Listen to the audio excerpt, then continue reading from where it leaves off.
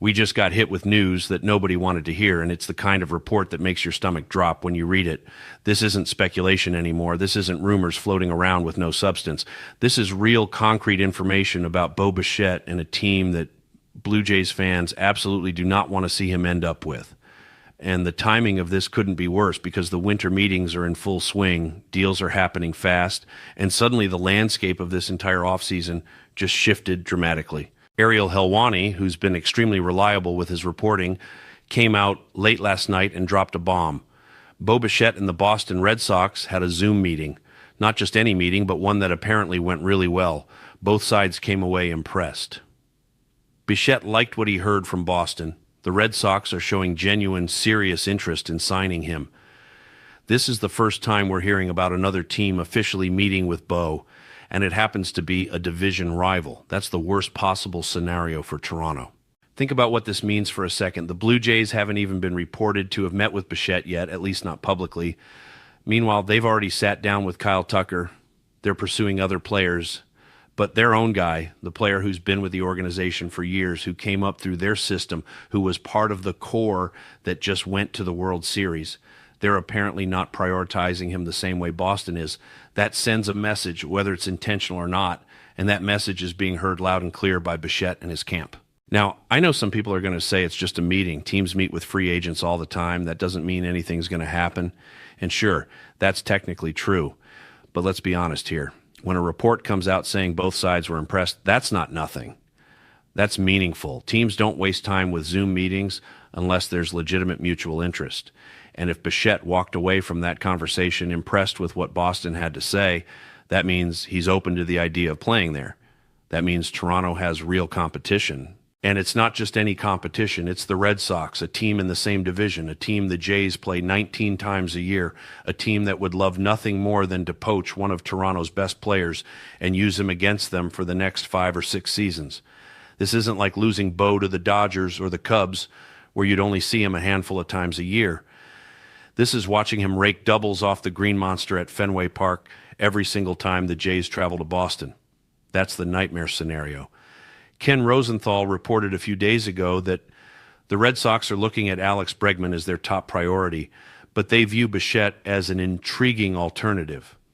Other reports have mentioned that Boston is also interested in Ketel Marte, Pete Alonso, and Kyle Schwarber. They're casting a wide net, but Bichette's name keeps coming up, and now we know why. They've met with him. They've made their pitch. And according to the reports, it went well. That's not just smoke. That's fire. The optics of this are brutal for Toronto. They met with Kyle Tucker before meeting with their own player. That tells you where their priorities are. And maybe that's the right move. Maybe Tucker is the better player. Maybe he's the guy who pushes them over the top. But if they lose Bo to a division rival in the process, especially if they don't land Tucker, this offseason becomes a complete disaster. You can't let a franchise cornerstone walk to the Red Sox and not replace him with someone equally valuable or better. That's how you go from World Series contender to mediocrity in one winter. And let's talk about what the roster looks like if Bo leaves. You've got a massive hole at shortstop. Do the Jays trade for Ketel Marte? That's going to cost prospects. And Arizona's asking price is reportedly steep. Do they pivot to another trade target? Do they try to sign someone in free agency? None of those options are as clean as just keeping Bo or landing Kyle Tucker and letting Bo walk to a team outside the division. Losing him to Boston specifically makes everything exponentially worse because you're strengthening a direct competitor while weakening yourself. But here's the thing. Bichette's market is expected to move slowly. It could drag into January. The Jays still have time to make their move. But they need to act. They can't sit back and hope things work out.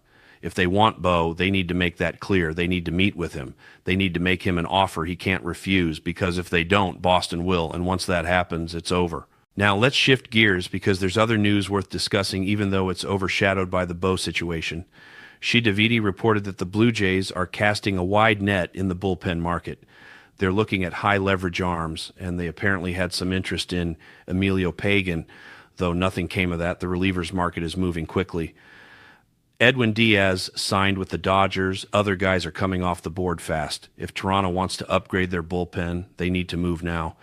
Robert Suárez is still available. He's the kind of closer who can handle high-pressure situations. If the Jays are serious about improving that back end, he's the guy they should be targeting. Ross Atkins also provided some updates on the roster. He said they view Cody Poteet as a starter and Louis Varland as a reliever. That's fine. But the more interesting comment was about Shane Bieber. Atkins said Bieber is in a strong position right now and should be ready for opening day, but they're taking it week to week. He mentioned the possibility of Bieber not being at 100% right from the start and potentially staggering his workload early in the season. That's a bit concerning. Bieber is coming off Tommy John surgery. He pitched deep into October, which is later than most pitchers not on the Dodgers. So, yeah, he's going to need time to ramp up. But the fact that Atkins is already hedging on whether Bieber will be fully ready for opening day raises some questions. If Bieber isn't ready or if he's limited early, that puts more pressure on the rest of the rotation. That's probably why they signed Poteet. That's probably why they're keeping José Berríos around, even though there's been some tension. Speaking of Berríos, Atkins addressed his situation too. He hasn't requested a trade, but he apparently wasn't happy with how things ended last season. The Jays are basically in a holding pattern with him. Barring an injury or a major development, they could be in the same spot next spring. It's not ideal, but it's manageable. Berríos is still a valuable piece when he's healthy and pitching well. But let's get back to the main story, Bo Bichette and the Red Sox. This is what everyone is going to be talking about for the next few days, maybe even the next few weeks. The winter meetings are happening right now. Deals are getting done. Players are making decisions. And Toronto is at a crossroads. They can either lock down Bo or they can pivot to Kyle Tucker and hope that's enough to make up for losing their shortstop to a division rival.